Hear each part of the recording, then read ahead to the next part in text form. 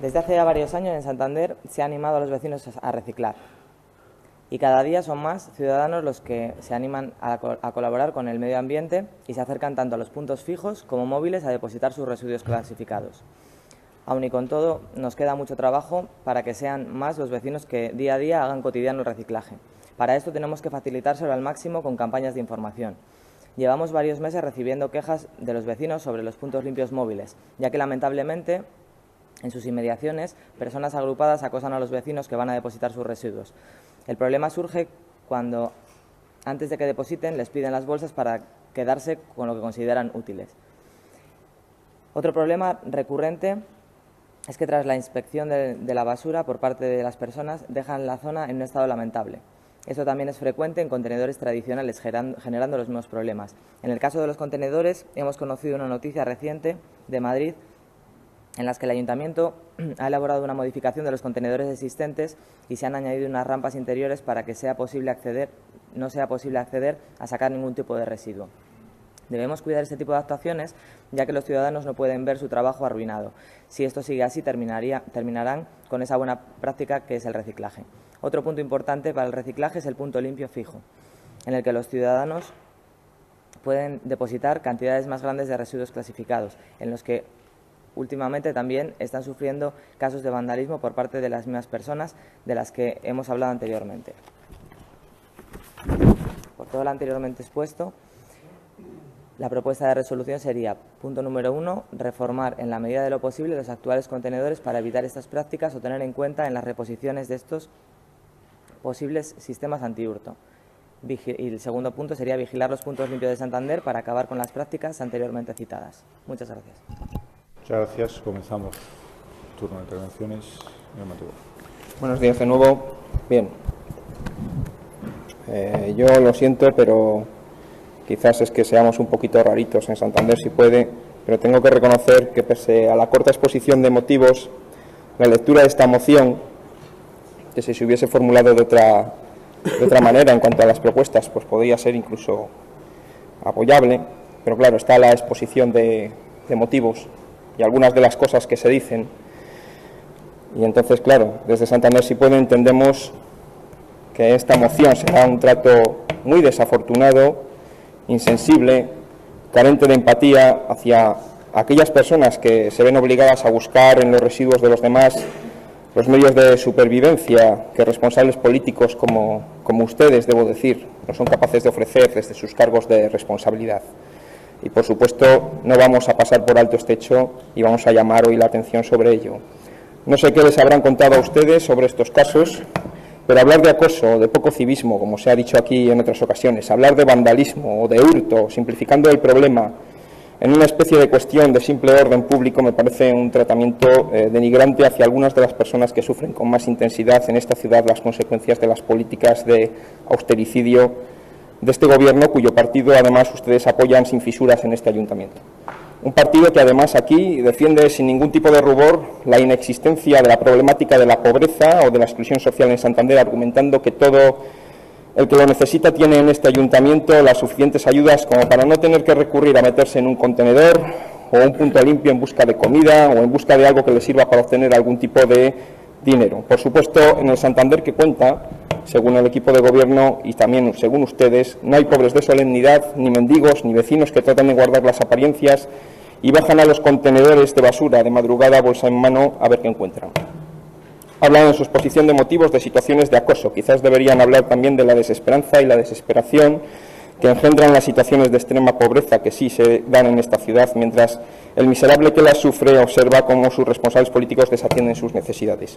Su tratamiento hacia algunas de las personas más desfavorecidas de esta ciudad es un tratamiento denigrante que, desde luego, desde Santander, si puede, no vamos a permitir. Y, por supuesto, no vamos a apoyar una propuesta con estas valoraciones y calificativos.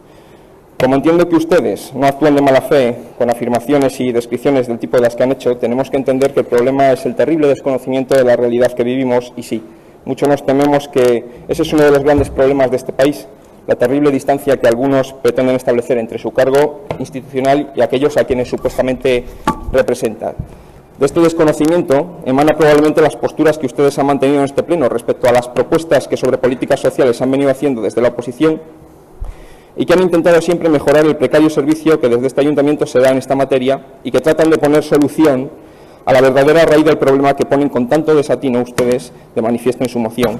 y que han adolecido siempre, en la mayoría de los casos, de la falta de apoyo de un partido, el suyo,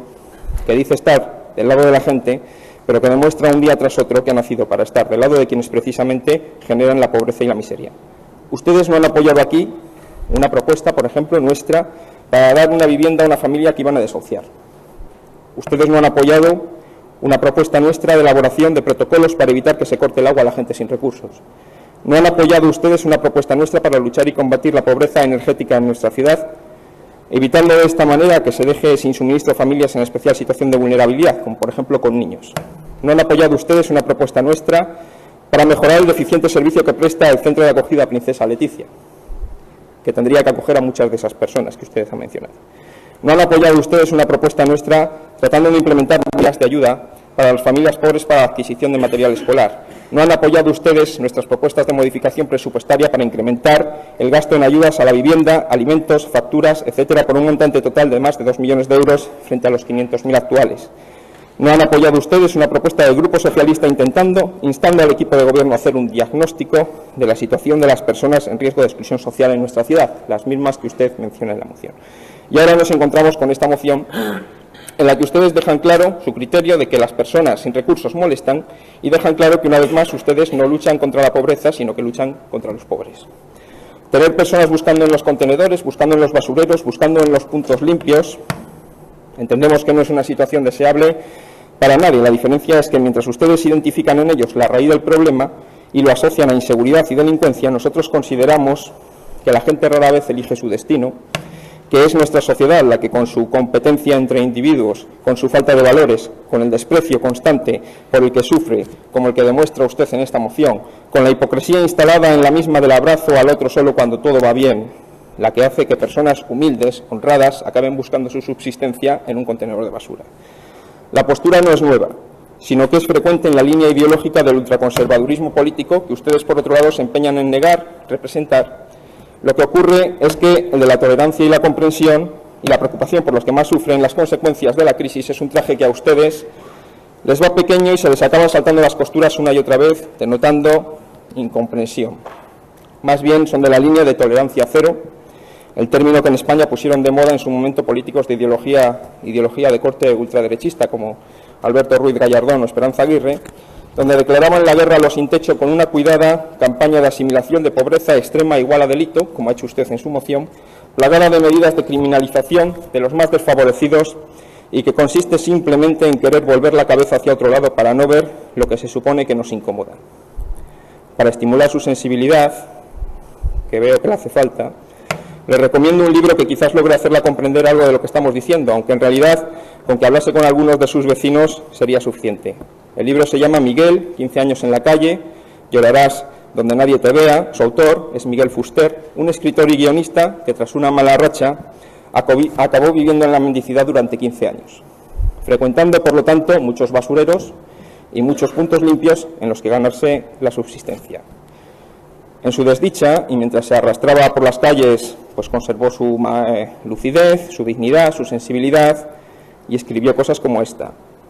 con todas las esperanzas hundidas arrastro un pasado que murió y me niego a sepultar, sabiendo que hace años se detuvo el último verano de mi vida. Lo único en lo que confío es en mi propio coraje, que aparece para recordarme que yo no me voy a rendir, pese a que cada día que pasa nos vamos diciendo un poquito adiós a nosotros mismos.